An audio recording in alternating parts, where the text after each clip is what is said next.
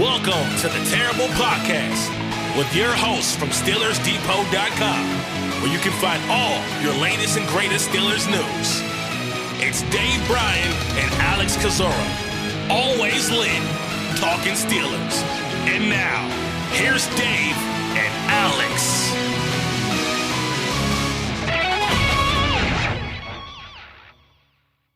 Welcome to the Terrible Podcast, Season 15, Episode 20. He's Dave Bryan. I'm Alex Kozora, SteelersDepot.com. Thanks for being back with us here this Wednesday, Steelers Nation. Dave, on the heels of Tuesday's big news of the Cam Heyward 3-year extension that'll hopefully make him a Steeler for life. Also have some Tomlin Tuesday, our first of the regular season, occurred yesterday. So a pretty active day for Tuesday before week one for the Pittsburgh Steelers. Dave, how you doing? Happy Wednesday. One more day to go before the NFL season officially gets underway with the Thursday night game.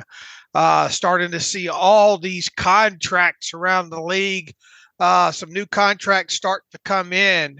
We obviously discussed the Cameron Heyward contract in about a 22-minute podcast. Tuesday night, I have a feeling we're going to be discussing at least one more before the Steelers kick off their game against the Atlanta Falcons on Sunday. When those contracts hit like that, my blood just it's invigorating. The blood rushes right through up to the top of my head, and I enjoy that part of it. So hopefully I'll have at least one more of those kind of brain rushes, if you will, either today or tomorrow, or at least sometime by the time the team gets on the plane come Saturday. Yeah, and that would be one Pat Freiermuth. With Heyward done, we turn our attention to Freiermuth, and it seems likely that a deal will get done, but nothing is done until it's done. And Pittsburgh's deadline is before week one officially kicks off on Sunday. So we'll keep tabs on that. If you want the details and all the kind of nitty gritty of the Cam Heyward contract, and we're still waiting for a bit more information on his deal, but we would refer to you guys to the podcast that Dave and I did yesterday, episode 19. So check that out. But I still want to, of course, address the overall reaction and some of the details and numbers that might be having some people concerned when they look at the contract as it's initially reported. 3 years, $45 million, $16 million signing bonus. I mean, just off the top, and those who have listened to the podcast before probably know the answer, but Dave, you're not surprised that A, the deal was done, and B, the deal was structured in the way that it appears to have been structured. No, it felt like this was the way that this was going to go right from the offset. I mean, we've been talking about this dating back probably to even the end of last season to some degree. But at his age, I wrote that post earlier, halfway through the offseason, I think, thinking, what is even the max that Cam Heyward might be trying to reach for when it comes to maybe some additional new money above and beyond the $16 million that he was already scheduled to earn in 2024. That would have been a high side of additional income. But even so, when you backed out, you put your glasses on, you looked at his age, and you look at what the Steelers have done with contracts, he can ask that all day long and try to get that additional money and try to even increase his new money average. But when you just look at everything in totality, the fact that he's also coming off the injury, mid-30s now, you knew that he wanted at least 2 more years on a deal. You knew that he really wanted to end his career in Pittsburgh.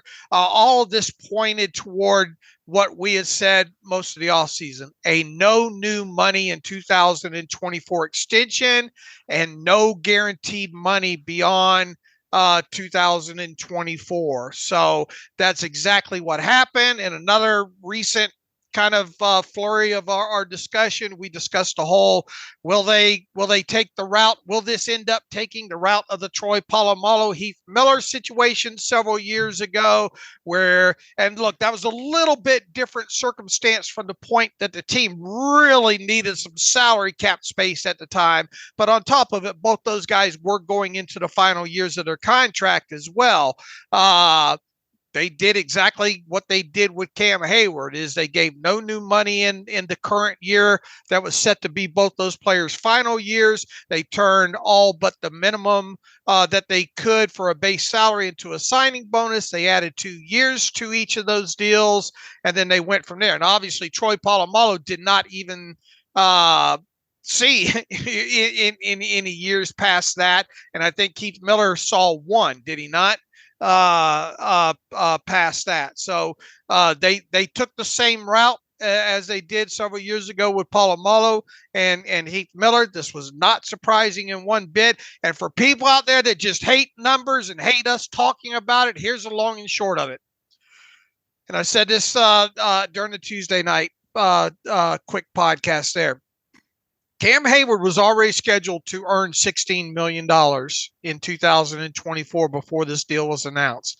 He woke up being scheduled to be owed $16 million on Tuesday. He went to bed Tuesday night, still set to earn $16 million in 2024. All they did was took all but the vet minimum he was allowed to earn as a base salary and turn it into a signing bonus.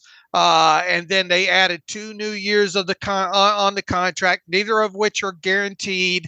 And those two total out at $29 million. We don't know the exact split of those 2025 and 2026 salaries. It'll probably be something either $14 million and $15 million, or $15 million and $14 million, or $16 million or $13 million, something, or $14.5 million or 14. Those are just specifics, and that'll come out here in a few days here, though. And look, as far as potential dead money goes with this thing, I mean, it's less than $10 million overall. So if Cam Heyward, God forbid, has another injury-plagued year, or if he just looks like his play has completely fallen off the cliff, then you have a hard decision to make next offseason there. Is he worth whatever salary that ends up being in 2025? And then if you decide, God forbid, that you need to part ways with him, you would probably designate him as a post-June 1st cut, so that you split that little less than $10 million in potential dead money over 2025 and 2026. But that's it. I mean, I don't. If people are getting up, for most of the talk of this, people are saying he needs to take a pay cut. He needs to take a pay cut. Well, he wasn't going to take a pay cut in 2024. There's just, if you didn't get that part of it, I'm sorry. And if you think it's wrong for him not doing so, I'm sorry. I don't know I don't know how to soothe those people. He's making exactly what he was scheduled to earn in 2024. If you're upset about salaries that have not even technically been applied yet, and the decision on whether or not he will earn those salaries have not even come forth yet, and you can't wait at least to see his play in 2024 to even decide if he's worth X amount of money in 2025, I don't know what to tell you here. This team had to on top of it, at least try to get some cash on the books for 2025 and 2025 specifically. And they did that. Will they end up let him earn that money? We'll find out. But I just don't understand all the hand wringing that's going on related to the way this deal that he signed on Tuesday seems to be manifesting. I think the concern that some people have is just the risk, the appearance of giving a 35-year-old even the larger base salaries next year, but you would just say the risk for this contract, even if Heyward fell off a cliff by next year, that risk is minimal, correct? Yeah, the potential dead money, should look. It would have to be kind of cataclysmic for them to part ways with Cam Heyward next summer. But right? Let's assume just worst case scenario that it is. Okay, well then you have, like I said, you would cut bait with him, and you would then probably designate him as a post June 1st salary cap casualty, and have $4-point-something million in dead money in 2025, and then a duplicate amount in 2026. And the way this cap is escalating, for God's sakes, look at the dead money that you got on the books this year for some players. You got $4.613334 million in dead money on Mitch Trubisky. You got a little hair over $3 million in Chukwuma Okorafor. Deontay Johnson, you traded away with a dead money charge of $5.833 million. Kenny Pickett, you traded away $3.705 million dead money charge in 2024 this year. Dead money's a way of life in the NFL. It happens, like shit happens, dead money happens. Can you say that on a podcast? It's on a bumper sticker. I think you're ordering them now. Okay. Have a nice day, as Forrest Gump would say. I once again, I don't, that's worst case scenario. Now, the other aspect of it is if you keep him on the roster in 2025, and let's say he plays okay in 2024, you decide to keep him around in 2025, and then, man, it really goes south. Well, then you can say, man, they wasted, they paid him, let's say, $15 million in cash, and they certainly didn't get a return on his investment. But, you definitely could look at it that way, but we're not going to be able to make that decision until after next season. Right. And if we assume the dead money scenario you laid out, it would be roughly, not knowing the exact cap next year, probably a bit more than 1% of the cap be that dead money. So it is a drop in the bucket of the ever expanding cap. I had this thought as well last night. I didn't bring up with you during the podcast. I was laying in bed thinking about this last night. Let's assume that you're thinking about cap and as you lay down and go. I've been hanging around you too much, Dave. Oh, my heart. Oh my goodness. Still my beating heart. The one thing that can make Dave Bryan blush. Had Heyward played out this year, some advocated, let him play out this year, see if he's healthy, see how he does, and go from there. Not an unreasonable thought to have, to be clear. But had he played out this year and he had a good year and you wanted to bring him back, then you're probably having to throw in some signing bonus, some real actual new money on top of what his salary would be on a true free agent deal come, say, next February or March. And so there'd be a chance of having more invested in him if you waited until after this year as opposed to doing it before this year, correct? Yeah, but what would his value be? How many teams would be actually interested in signing a 30? What would he be? 36? Sure. But what if he, once again, what if he has 6-7 sacks and looks like Cam Heyward from a couple years ago? Yeah, my point is though, there'd be an actual signing bonus in that contract, would there not be? Yeah. But still, you would have a cat. What would his total cash payout be for 2025? But it would probably take a signing bonus of some degree that if you sign him to a 2-year deal would be prorated out over the 2 years. Mm-hmm. So you would still have a dangling of dead money potentially there for 2026. Yeah, so the situation Pittsburgh would have found themselves, even if they had a wait and see approach, may not have been really any different. This way you get it done now without any kind of concern that, you don't bring him back There is always risk in contracts, always risk in signing anybody. And someone who's 35 years old coming off a groin injury does have some risk. I'm not going to deny that. But the point that I made last night in our podcast, or I have an article up this morning, is this is not the lifetime achievement contract for Cam Heyward. This is not just about what he's meant to the franchise, what he's done for the past, which has been, almost hard to calculate. But I think he's still a really good player. And even last year on one leg, I revisited some of the numbers I did this offseason, how good his run defense was. When teams ran at Cam Heyward last year, they averaged 2.7 yards per carry. They had a 40% run success rate. Away from Cam Heyward, they averaged over 5 yards per carry and a 55% run success rate. Look at the way the run defense immediately got better once Heyward got on the field. Those first 3 weeks after he got back, Pittsburgh went from being a bottom 5 run defense in yards per carry allowed to a top 10 run defense and yards per carry allowed. So there is still real impact he can make. And again, he was not healthy at any point last season. The pass rush was not there.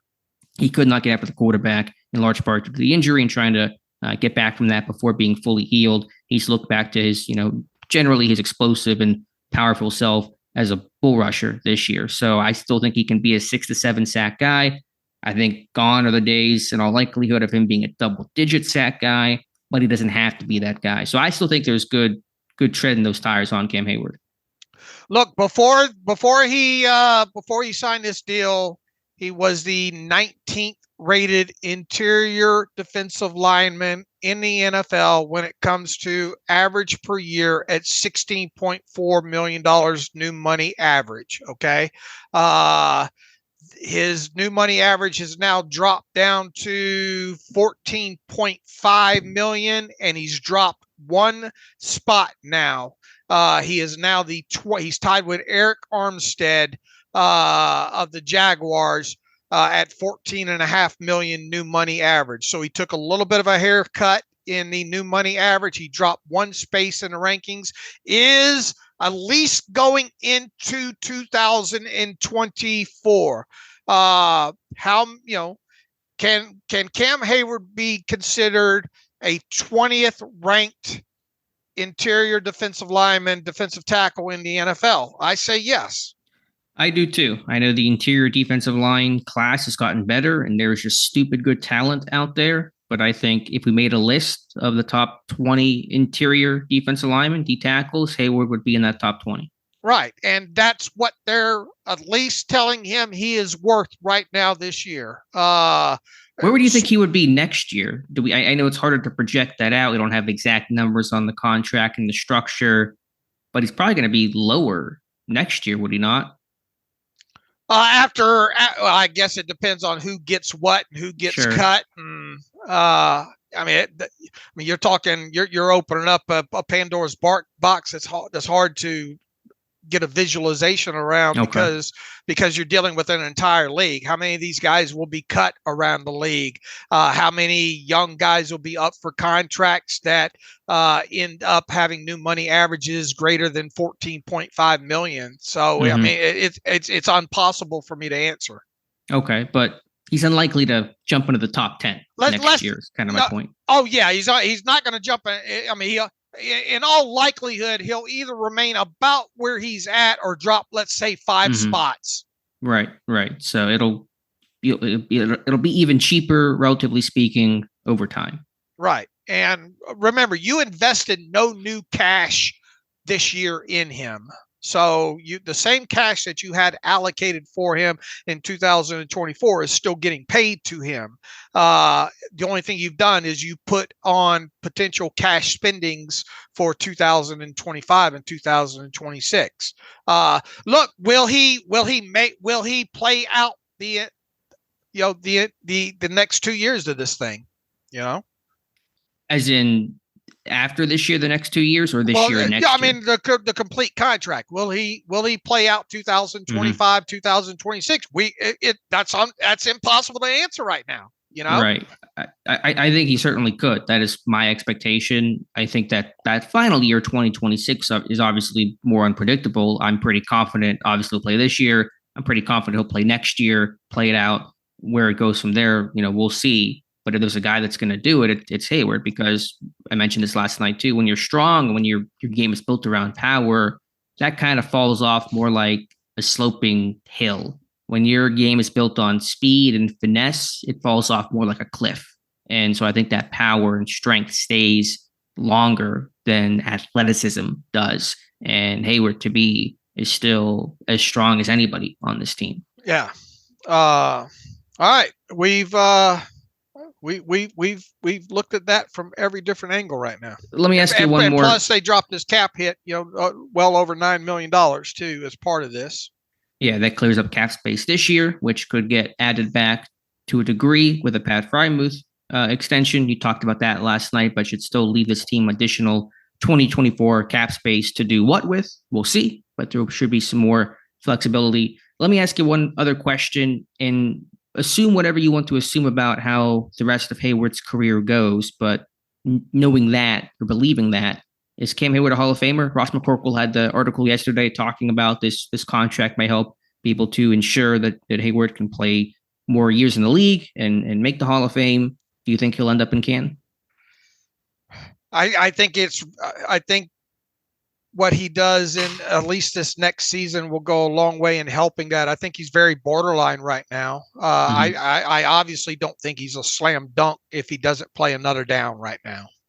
Yeah, we'll assume he'll play. I mean, assume he plays at least 2 more years. And whatever stats you want to ascribe to him, feel free. But what is your gut? I think there obviously he's got to be a good, at least 10, 12 sacks over the course of the next 2 years would certainly help his cause. Okay. Yeah, I think he's very much borderline right now. I've done some studying and looking at historical resumes of Hall of Famers. If he gets to 90 sacks, he's 9.5 away from 90.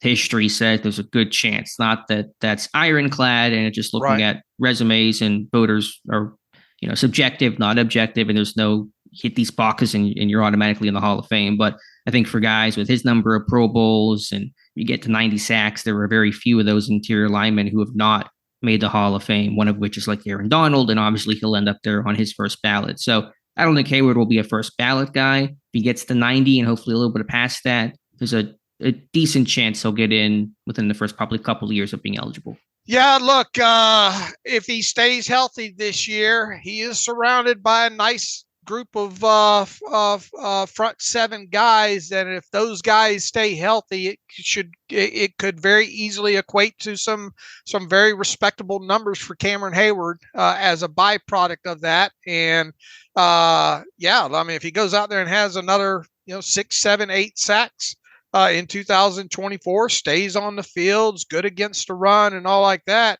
it would really help his chances in 2024.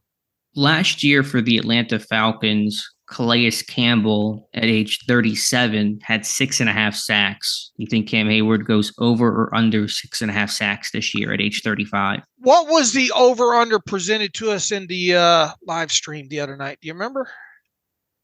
I don't remember. It was from Mike. I forget what his number was at. I want to say it was 8, but I can't recall exactly what he suggested. If you told me right now Cam Heyward had 6 sacks in 2024, I would not be surprised. Okay, so 6.5 is the over/under. I'm right there on it. Your push. He could hit 6.5. Yeah, he could hit 6.5 because I'd be right on it, Alex, to be honest with you, because I think this front's going to have some, or should. What did even Mike throw out there as a total, like 55 sacks?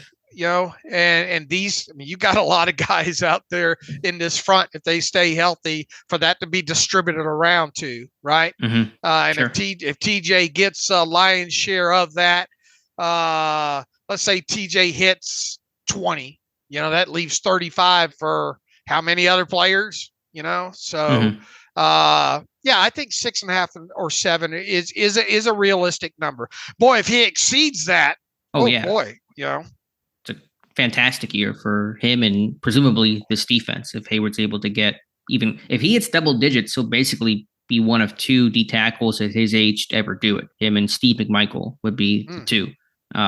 So kudos to him if he can do that. And I know he's going to be gunning for it. And listen, he had double-digit sacks at age 32 and age 33. So it's not crazy that he could do it at 35, but history says that's unlikely to occur.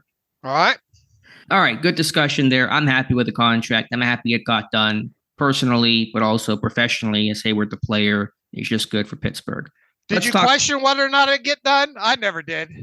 You have a steadier heartbeat than I do. I'm a little more cold feet. I still thought it would get done. I wasn't in the camp of, oh my goodness, it's not going to happen. But I was I'm a little unsure how this thing's going to go. The clock's ticking. Let's hopefully. I mean, I also just felt like the Ayuk situation was holding up everything. And once that got finally resolved, then kind of the gates open to do something with Heyward. And I was going to transition into Pat Freiermuth and hopefully something done with Pat Freiermuth. You're still confident something will happen. Maybe we hear something very soon on that, but you still think this thing is very likely to occur. That'll harden you up for the next time, Alex. Probably not. I live in my fears. You are much better than avoiding that than I am. Follow the cash. All right, I'll remember that. But with Freiermuth, you think this thing's still getting done? Oh, yeah, it's getting done. It might get done before we get done with this thing today. So, and I've already kind of mapped out what I think that might look at too. I hope people didn't use up all their mad, all their hate on Twitter on Tuesday evening there. And when I look, I mean, it's no surprise we've talked about where we kind of think this thing might come in at overall. You've got Cole Kmet at $12.5 million new money. And that deal happened well over a year ago. What was it, like July or June of 2023?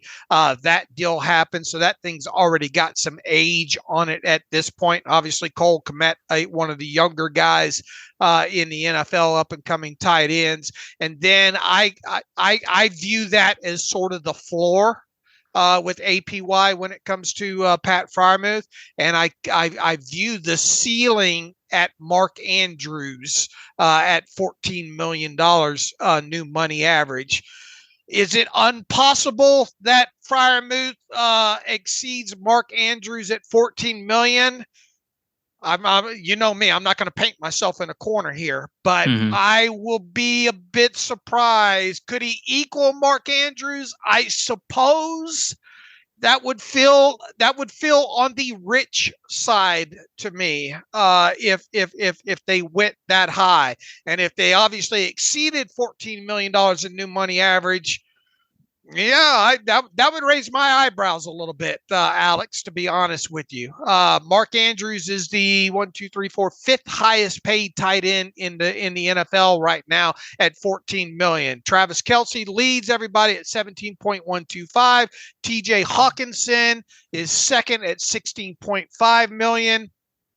George Kittle is $15 million. Dallas Goedert, $14.25 million. And then Mark Andrews at $14 million. Now, the question is how much more does Freiermuth jump Kmet at 12.5? There's only two players between Kmet and Andrews that he would have to jump. David Njoku at $13.6875 million, and that contract's got a little age on it. And Evan Ingram with the Jaguars at $13.75 million. So for Pat Freiermuth to jump both those guys, but yet not jump Mark Andrews at $14 million, there's only a $250,000 gap at that point, Alex. And that's why my final kind of look at this thing feels like it might come in at a, what did I put? Where is it here? Losing my spot. At probably $13.8 million new money average, which would slot him 6th overall in the NFL between Mark Andrews and Evan Ingram. How many years? Are we talking about 3 additional years on to 2024? Or are we talking 4 additional years? We'll see. The Steelers don't like to do the new money past or guaranteed money past the first year. That would probably in turn push Freiermuth's side to say, well, we want a shorter deal. Okay. The way I've at least mapped this out is a 3-year extension on to 2024, meaning that the contract would run through 2027 with a new money average of what I said of 13.8 million. I can visualize like a $12.4 million signing bonus being part of that. The total new money for the additional years would be 41.4 million. I envision them keeping his base salary exactly the same as it is right now, which if indeed everything came to fruition exactly the way I lay out, which likely won't happen, but pretty damn close, it would make the deal total 42.882024 million. All right, keep that number in mind, and I think we'll get an answer soon of how close. My wife is making signals at me, which that could mean a lot of things. Yeah, she knows how excited I get over talking contracts and the cap, and your time of year. Yeah. All right. But that's I mean, do you think he will come in do you think he will come in under 14.8 million, or should he come in under 13.8 million? No, I mean, I think you set it up well. You study the numbers more than me. I think that's fine, knowing that everyone's trying to get more than what the last guy got. And yeah, if you sat down and said, is Pat Freiermuth the sixth best tight end in football? The answer would likely be no, but we know that in terms of how contracts get paid out and where you rank in terms of your peers are not always the same. Jared Goff is one of the highest paid quarterbacks in football from an average yearly value standpoint. He's not one of the best quarterbacks in football overall, not a top 5, top 7 name. So you understand that context of how contracts and deals work. So that number seems reasonable, and I would have no problem if that's how the deal was laid out. Will his new money average come in between the 12.5 and 14 million? That seems reasonable. It would be, I think, an upset if it came in, because if it was below, then Freiermuth probably says, I'll play this year out and I'll rebuild my value and make more money next year. And I don't think Pittsburgh's going to go higher than that 14 million either. Right. All right. So we sit and wait. We do. All right. Let's talk Tomlin. Tuesday had his press conference yesterday with the media. This was before the Heyward deal, and everything kind of went down later in the day. Nothing earth-shattering there from Tomlin. Did provide an injury update. Did officially rule out Isaac Seumalo from not playing against Atlanta, but called him week to week and seemed to be generally optimistic about his status, and is not even ruling him out for week 2 against Denver. So that's encouraging, and has optimism for the likes of the rookies Troy Fautanu and Roman Wilson, along with Jaylen Warren and cornerback Corey Trice Jr. So Wednesday will be the official first injury report for this team. We'll get statuses and practice work on all those guys. Warren should play. Sounds like Trice will play too. I think Fautanu will be healthy and probably cleared. Will he play? Will he start? We'll have to see. Roman Wilson's a guy that's missed a lot of time and seems to be maybe a bit further behind than Fautanu, but we'll have to see his status today. He may be limited on today's injury report.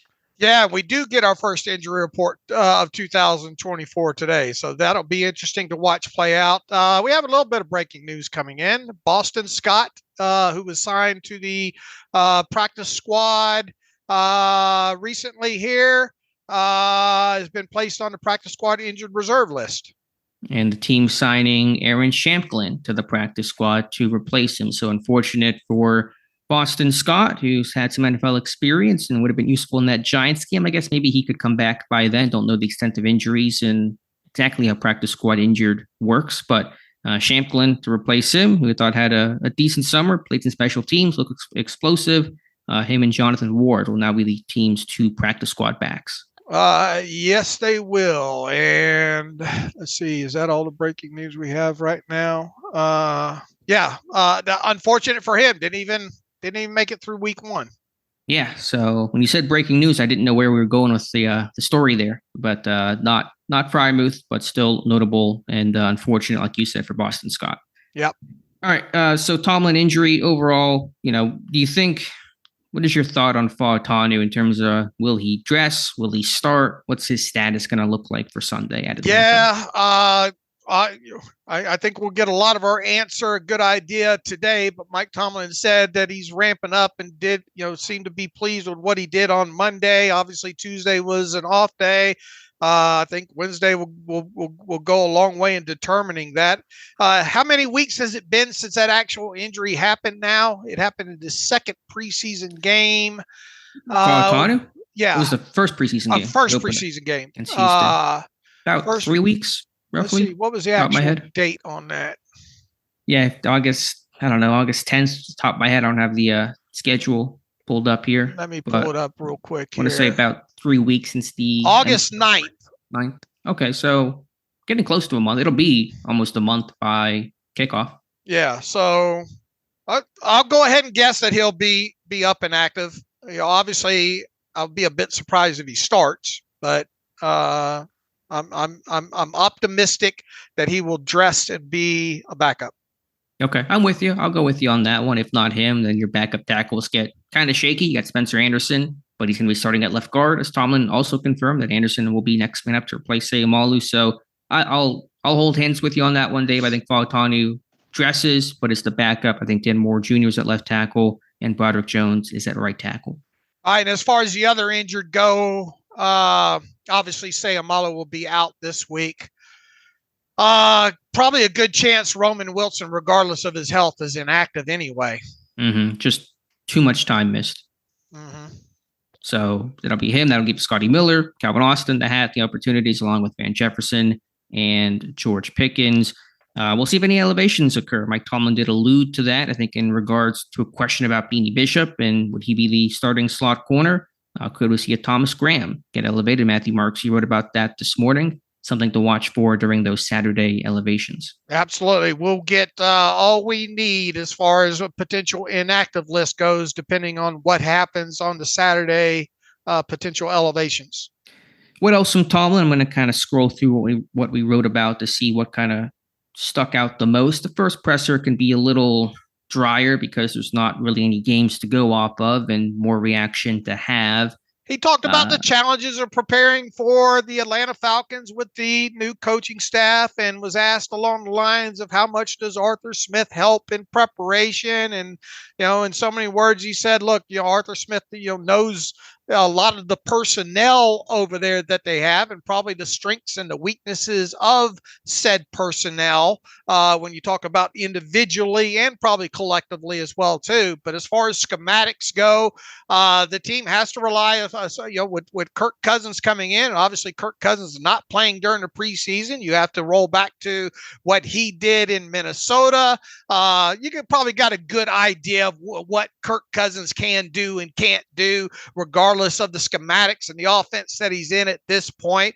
But, you just really don't have a good sense of maybe what they're going to try to do schematically overall, even though you do know the strengths and weaknesses of several of those players on the roster. So does Arthur Smith help in some degree? Yes. But is it an astronomical advantage overall? I think Tomlin's takeaway was no. Yeah, I think that's true. I think that's being sincere when Tomlin says that the advantage is pretty minor when you're talking about a whole new coaching staff down there in Atlanta. And, the players that played for Arthur Smith can probably provide just as much insight into what Smith might do with Pittsburgh as Smith could do with Atlanta. I did think Tomlin made a good point about, it's a new coaching staff, but a lot of those guys come over from the Rams in terms of what DC Jimmy Lake and OC Zach Robinson. They played the Rams last year. They beat Los Angeles. And so maybe you can lean on that game a little bit. But yeah, the Falcons are kind of a blank slate. Not only did Cousins sit out of the preseason, I believe Atlanta basically held out all their starters the entire preseason. I don't think really any of those guys played. And so you don't really get a lot of guidance from even preseason tape. So I think generally, though, for week one, even regardless of opponent, whether it's you're playing the Browns or playing the Falcons, it's about yourself and doing your things correctly, executing your technique and your scheme, and not losing the game before you can win it kind of thing. So that's still the general mantra. I think of week one is just kind of focusing on self more than opponent, but it kind of comes in handy because it's kind of hard to gauge how Atlanta's going to present themselves.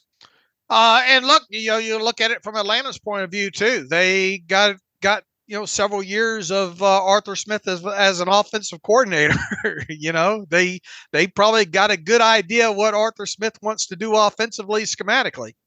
Sure. We talked about this, I think, on Monday show or Friday show that you may have to be careful if you're Arthur Smith about your calls, your verbiage, your checks, because that Falcons defense who went against Smith in practice for 3 years, they know the language. And so you may have to be careful about that or have some dummy calls or just be careful of how you work. And I mean, they may be on a silent count. I know Steelers fans will certainly be taking over that game. We'll see how Pittsburgh operates, but just have to be careful about those things. I do think overall that gives the Falcons an advantage in this one. I think Pittsburgh's more known to them than Atlanta is to Pittsburgh, but it's not gonna make or break the outcome of this game. Right. You still got to make plays, right? And you still got to not turn the football over. You still got to have explosive plays. You kind of alluded to this. He was asked about Beanie Bishop didn't play in the second preseason game and split snaps in the third. What did he do to prove to you guys that he should be elevated? Mike Tomlin says, I don't know that he's done it yet. We have player elevation opportunities and things of that nature in the course of the work week that determines how we divide the labor up. Beanie is an exciting young guy. We'll watch him during the week along with some others, and we'll make decisions at the end of the week that's best suited for winning this game. So it will be interesting to see if a guy such as Graham? Thomas Graham. Yeah, that could be an elevation. I think even if Bishop is kind of in a starting capacity, you're going to see a committee approach where Bishop's going to be your rundown guy. And then I think you're looking at Deshaun Elliott to kind of work in passing situations where Casey comes on to replace Elliott at safety and Deshaun Elliott slides down over slot. So certainly one position group to watch because there's not been great clarity, presented and given and created this preseason because of injuries and just lack of guys really stepping up to truly take hold of that job. All right, Alex, did Mike Tomlin have a sip of the truth serum when asked about the wide receiver situation? Mike Tomlin was asked, following up on a question about the wide receivers after you guys traded Deontay Johnson, did you find the landscape of building that room more challenging? What did you think about his answer? I was going to ask you, do you believe Tomlin's answer that he went into training camp, the receiver room one day during camp and challenged those guys to step up, and in Tomlin's words, they did, and he feels comfortable with that room now? Do you think he's truly comfortable, or is it, well, I got no choice to be comfortable or not, this is the group, and so I might as well roll with it?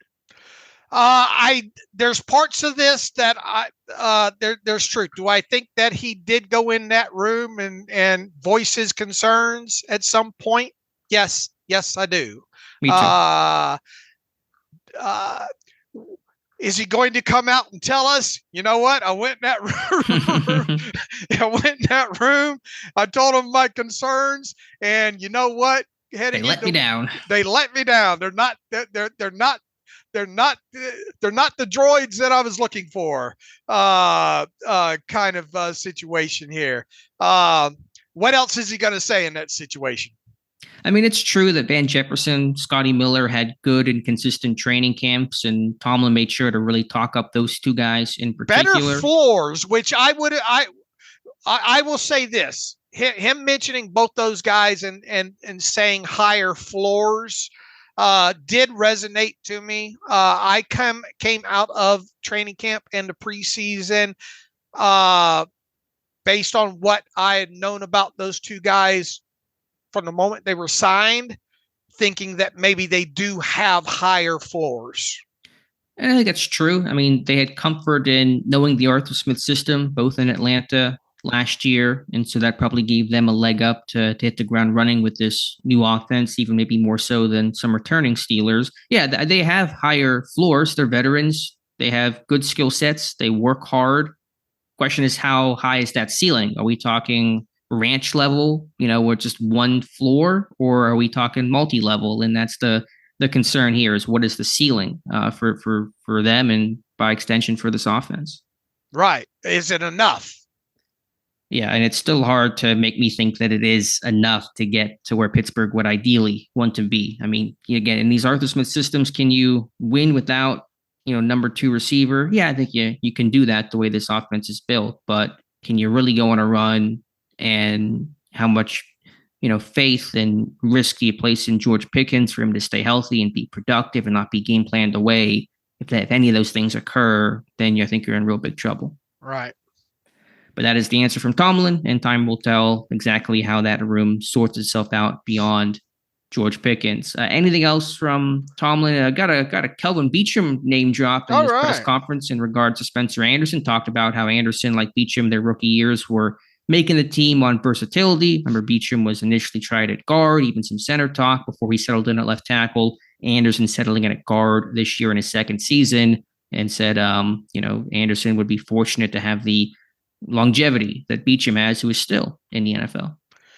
When I roll back and I think about Kelvin Beachum's career in the NFL, I specifically think about, I don't know, is it either the first or second preseason game, his rookie season, and thinking, oh man, what a mess. What a mess.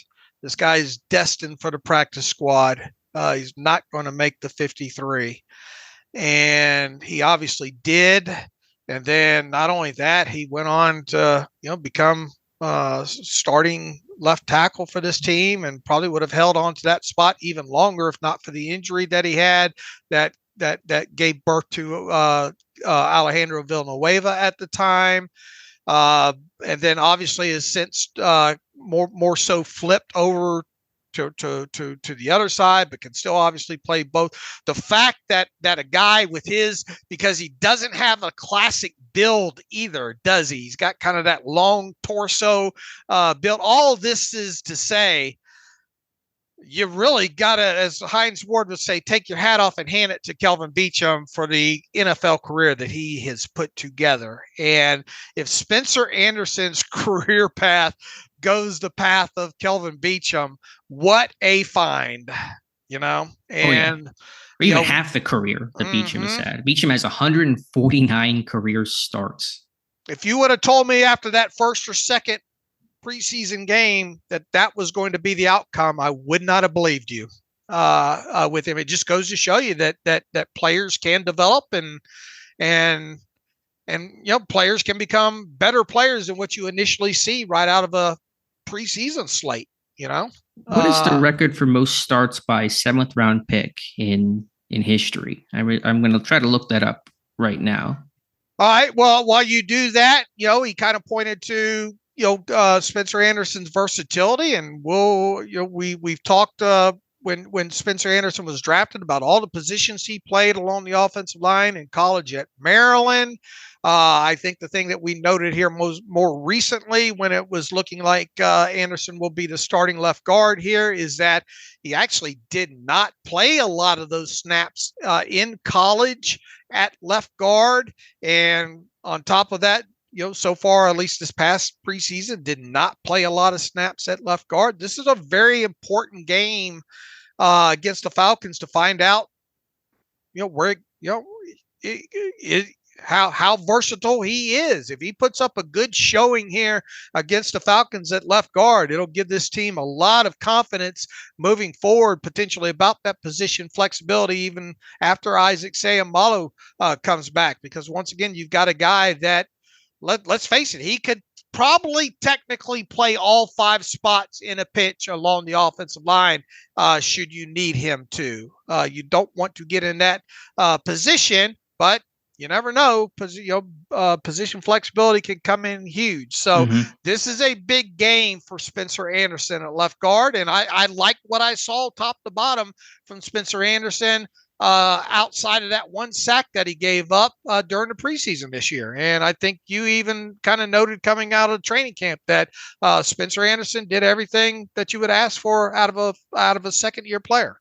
Yeah, he had a really good camp. He was, I think, one of the winners of training camp just based on his play. And then injuries really open up the opportunity for him.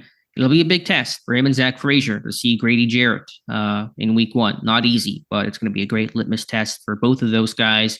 Answer: most starts by 7th round pick in NFL history. It's a tie at the top between a former Falcon, speaking of Atlanta, Todd McClure, and Max Montoya. Played for the Raiders and the Bengals, 195 starts each.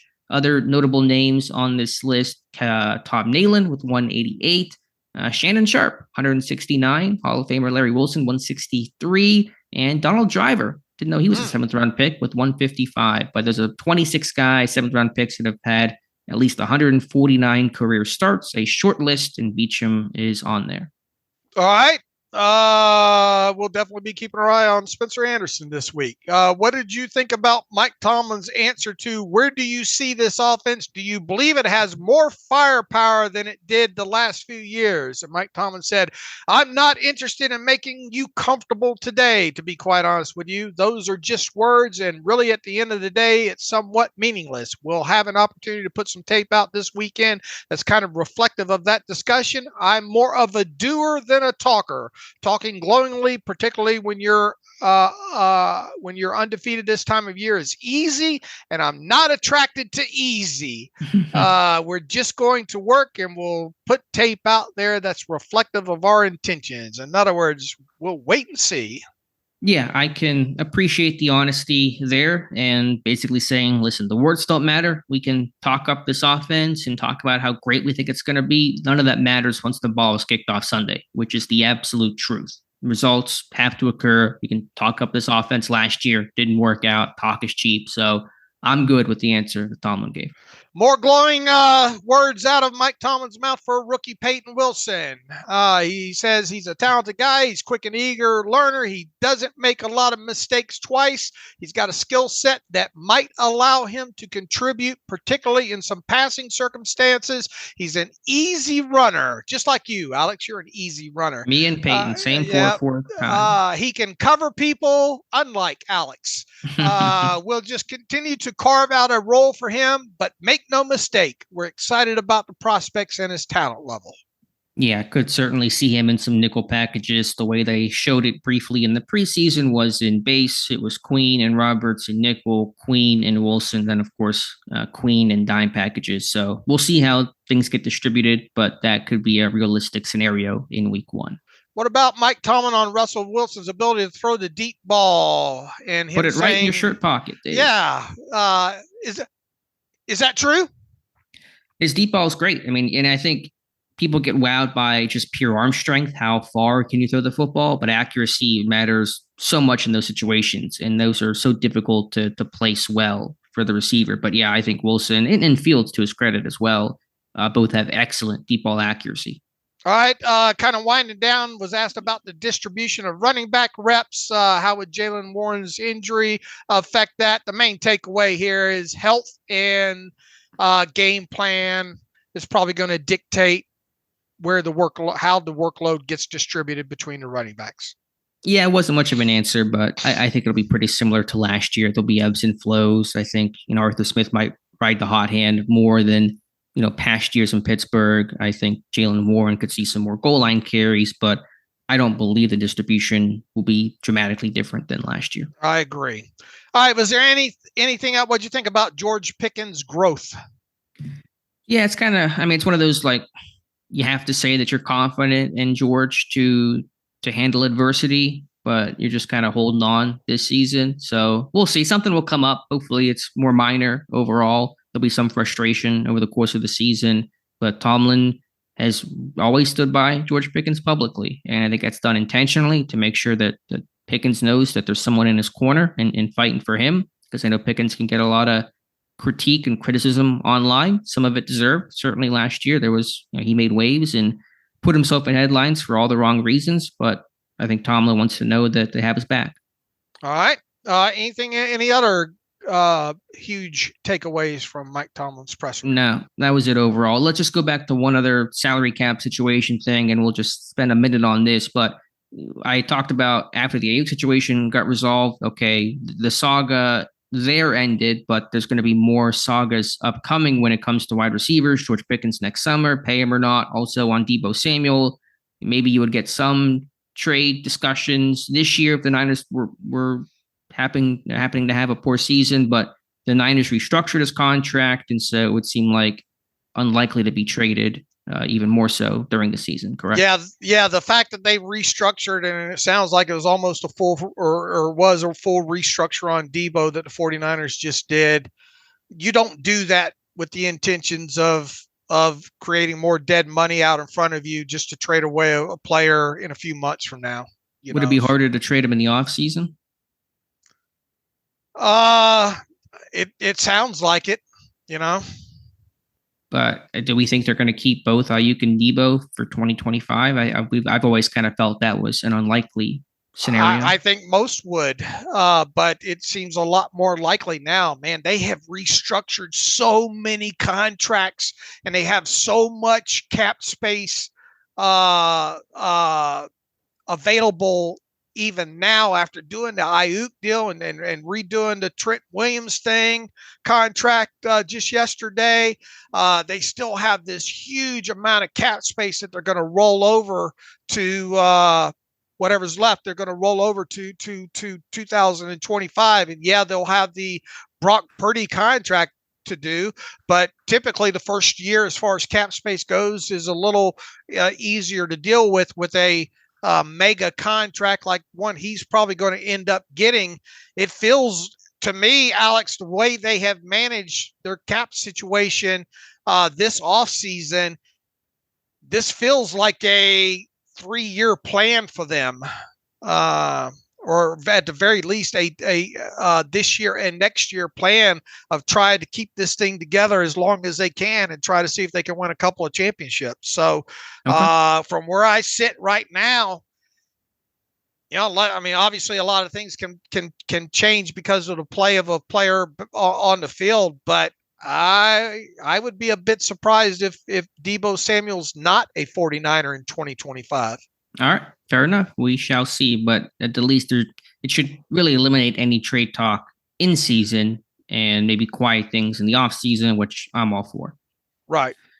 All right, last thing I want to talk about here, Dave wrote an article this morning giving Arthur Smith some tangible goals. If Arthur Smith came to me, as I'm sure he would love to, and say, Alex, what should be the goals for the Pittsburgh Steelers offense to have a successful first season as OC in Pittsburgh? I want to just lay out some metrics. This is not the ideal. This is not what I would love if I could wave a magic wand, but this is, to me, realistic goals this team can achieve that would be a success for the offense and likely for the team overall, knowing how good they could be defensively. Points per game, as you always say, as Matt Canada always said, score more points. I think at least 21 points per game should be the bar. That should get them to at least about average. You combine an average scoring offense, which would be a dramatic improvement in Pittsburgh, where they've been below average the last 3 years, with a top 5 scoring defense.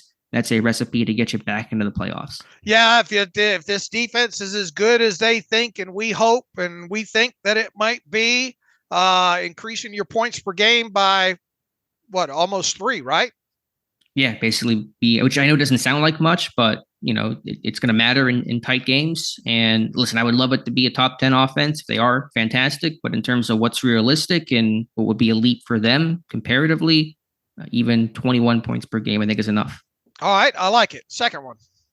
Don't get outscored in the first quarter. Last year under Matt Canada, prior to his firing, Pittsburgh was outscored 60-21 in the first quarter. And even by the end of the season, where things got better, if you include the playoff game, they were outscored 84-54. So I know there's a defensive component to don't get outscored. That's not all on Arthur Smith, but if the offense is able to have, put up 80 points offensively in the first quarter this year, 90 points, odds are they'll achieve this goal. Well, how far did they fall in the week 1 game to the 49ers? What was that after the first quarter? Do you remember? I want to say it was like 10-0. I'll double check here. I mean, they scored that late second quarter touchdown. Let me pull up the box score from this one, 30-7 loss. It was 10-0 Niners after the first quarter. All right, and at halftime it was 20-0, or no, it was 20-7. That late Freiermuth touchdown. Yeah. So Pittsburgh has really gotten good at digging themselves some holes, which also ties into my next point about first drive success. They want them to be top 10 in scoring drives on opening possessions and at least top half in touchdowns. Over the Matt Canada era, they were 27th in scoring drives. They were tied 28th in punts, as in having among the most punts in football on opening possessions. So you like to get off to some faster starts, kind of the takeaway here. Yeah, well, the last thing we need to be talking about again with this offense is it's been X amount of games since the Steelers had an opening drive touchdown. Right. Right. I'm done with that. Look, is it going to happen every game that you take the ball and go down the field and get a touchdown? No. But let's not go 5, 6, 7, 8 games without that. Exactly. All right, next one, red zone work. Under Matt Canada, they finished below 55% and ranked in the 20s in red zone offense every single season. So my goal is to get at least 60% red zone efficiency in terms of touchdowns. That should leave the 20s. Again, would love to be higher, but if you're in the 60% range, you should be at least average and potentially even top 10, depending on the season. And finishing some of those drives off with touchdowns instead of field goals can really be the difference between winning and losing. Paramount, especially when you get down there in the low red zone. You got to bury those drives. And I think Russell Wilson, even going, last year, we saw some good things out of him in Denver on the tape when it comes to that. What was Denver red zone with Russell Wilson last year? I can check. I don't have it. Obviously, he was not in those last few games, so they were 20th at 51% in red zone scoring last year. Okay. Wonder what they were in those final games without him. Mm-hmm. Yeah, I'm not sure. I wonder what I wonder what the offset. I mean, overall, you wouldn't think it was going to shift dramatically. So, even that number at its core, if you're at a couple percent, still doesn't add up to the 60 that you're looking for. Yeah, so improvement, I think, all around, but that should be the goal for this team in terms of 20-plus yard completions, be at least average. I don't expect this team to be so explosive, especially without that second receiver to finish top 5, top 10, but they were 27th last year with 41 completions of 20-plus yards with, I think a better scheme and most in the quarterback with that moon ball. Hopefully can be at least average in the explosive pass plays. Oh, speak to me. Take your watch off, Alex. Continue to speak to the congregation here. Keep going. And then finally, last one, passing touchdowns. My kind of poetic number is to have as many touchdowns in 2024 as Pittsburgh's had the last 2 years, which would be 25. They had 12 and 13 in 2022, 2023. Do that in 1 year, get to 25. That's going to feel really good for Pittsburgh. So I think that is a very achievable feat. That's not even 1.5 per game. I think this offense should normalize. And Russell Wilson, he threw 26 touchdowns last year. If he can do that again, I take that all day. All right, I'm going to play a little game with you I just created in my head. All right. I love the list. I don't think you're going to get any pushback on this. What one of these 1, 2, 3, 4, 5, 6 things you have, right? Okay. What one of these 6 things would you be willing to give up if you could achieve the other 5? And then I want you to rank these from 1 through 6, the most important to the least important. And obviously you'll be telling us what the least important is with your first answer. As we went over in our pre-production meeting yes, to have you prepared for this question today. But I think this is a good tag on here. Yeah, no, I can play ball here. I think obviously when you talk about the 20-plus yard completions, to finish at least average there for a run-minded team, maybe you could accept being a little bit worse there. So when I do that, when I do first drive success, I think I'll say the one that matters the least is first drive success, just because as much as you like to start early, it doesn't define you. And it doesn't always mean about how the season went overall or how one particular game went. So I'll say the first drive success is the least important one. Okay. And now rank them as far as importance from the most important to what you just said, the least important. Top of my head, I'll say most important. I'll say red zone work. I think finishing drives off is so critical, and there's the obvious correlation between that and points. I'll just say flat out, obviously points per game next to get to that at least 21 points per game barrier. If you don't do that, if you're at 19, 20 again, just a hard road to win, especially given the schedule. So I'll put that second. What should be next?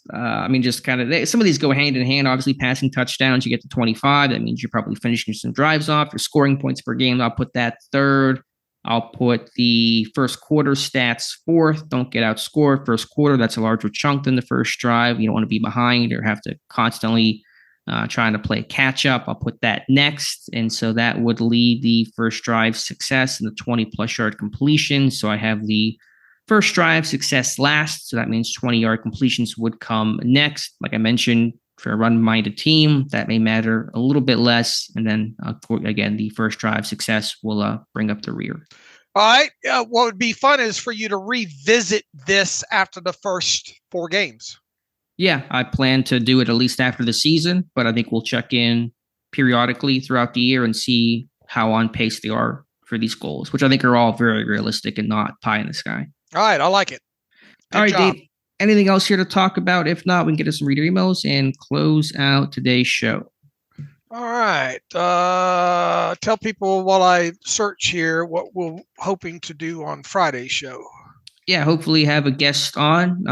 Don't want to always promise these things. You never know what could happen in the last second, but I think we're going to have D. Orlando Ledbetter, who's been covering the Falcons for a long, long time. Great guest. And I think he was one of the few people really in the country to believe that the Falcons could and would draft Michael Penix Jr. I think he had called that back even a couple weeks before the draft began. And so he is as plugged in and as knowledgeable as any beat writer that you're going to find. And right now we do have a tentative agreement to talk with him on Friday. And Dave and I are really excited about that. For longtime listeners of the podcast, he was on, I think, a decade ago. So I think it's once every 10 years. He's a fun guy to talk to, too. I'm hoping this one comes through with him.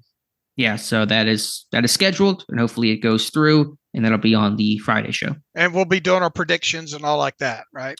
For the season, for the game, yeah, all those things will come. So a big Friday show on tap. All right, Jason Chadwell writes in, "Hi, Dave and Alex. Looking forward to the start of the NFL season, and thank you for all the great content to get us through this offseason. Without turning this into 49ers Depot, hey, it's been 49ers. It's been 49ers Brandon Ayuk Depot since about March. It does seem like. We apologize for that. And not to put you on the spot, Dave, but could you quickly speak to how the 49ers are able to have all these high-price contracts on the books? Warner, McCaffrey, Debo, Trent Williams, and of course Ayuk, knowing that Purdy has yet to be paid.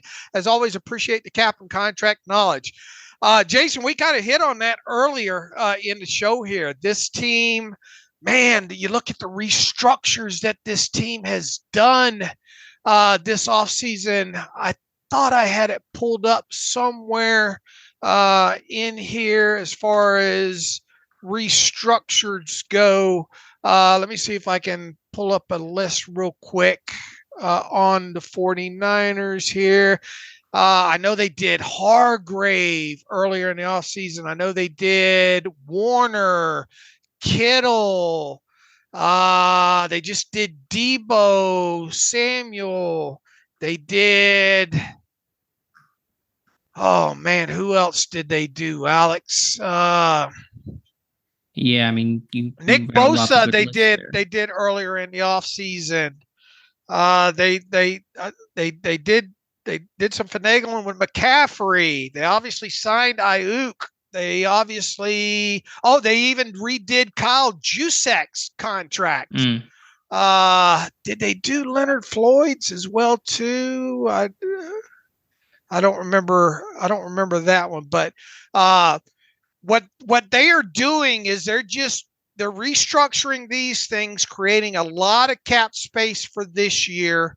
With the idea of rolling a lot of that cap space over into next year to obviously help them accommodate all the move forward cap kicking, if you will, and then Brock Purdy's contract here. So they are obviously doing with restructures, though, you're not spending additional cash. But obviously, with the amount of cash that they have on the books, both this year and next year, they are going out and spending the cash, and they are kicking the can down the road as far as these restructures go to enable them to keep as much of this team together as possible for as long as possible. So, Alex and I talk a lot about, cap space and how easy it is to massage these contracts and create cap space and those kind of things. And that's what they're doing here. But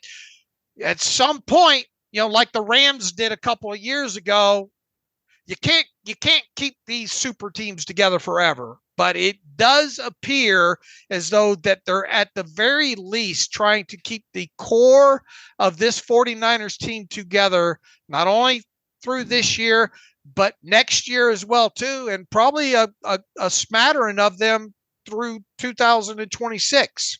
And they got to pay Brock Purdy next year and fit all that into what should be a giant contract there. Hey, one thing I forgot to talk about Steelers-wise, and I kind of forgot because it was so expected, Pittsburgh announced their team captains earlier this week, and they are Russell Wilson, offensively, defensively, TJ Watt, Cam Heyward, and Miles Killebrew as the special teams captains. So those were all expected, all chalk. I think Wilson is his 12th straight year of his NFL career named captain. For Cam, I think it's his 10th year in Pittsburgh. Killebrew's gotten a couple of them, Watt. So all well-deserved, all expected, but kudos to those guys. All right, we got one from brother Mark Alves from Arlington, Virginia. Writes in, given your extensive football knowledge, could you coach football? And if so, at what level of football or which positions? Look, I love the game. I've studied the game for a long, long time now at this point, and there's still so much that I think that I know and stuff that I don't know that I don't know. If I were to get into coaching, and I'm not, so everybody relax. Alex is still young. Maybe Alex will go that route. Kind of doubt it though, but I would like to start at the high school position or level. And what position would I think that I would like to kind of coach? You know me, I have 3 favorite positions that I love scouting ahead of the draft. You got your tight ends, you got your guards. Yep. What's the other one that you really like? Edge rushers. Yeah. And I think of those 3, if I was to start at the high school level, I think I would like edge rusher. Okay. Be an outside linebackers coach. I gotcha. All right. I'll shop your resume around. We'll see if any local high schools are hiring. I think it'll be a lot of those. Don't call us. We'll call you. Yes. What about you, Alex? No, I don't think. I mean, not today. As you said, so much to learn. I don't have any credibility as somebody without any formal background, and even like things, because coaching is not just about X's and O's. It's about running a drill, and I don't have any drills to put together. So you'd have to work your way up, the way that you would in college, as almost a GA type of thing, where you're really just kind of doing go for work and that kind of stuff, and go from there. That would be the path for me, which is not something I plan on ever doing. I would like to be the quality control guy that sits there and cuts up all the film and puts it into different classifications, because you would learn a lot doing that along the way and all, and hyper focus in situational ball. And I could handle that end of it. Let's say you were a high school coach. What position would you like to focus on? Special teams. That'd be my cup of tea. I think that's fun. There you go. So me and my inner Danny Smith, I think, would come out. All right. I'll add bubblegum to the shopping list for Christmas for you. Let's see here. One last one here. Nolan McAdams.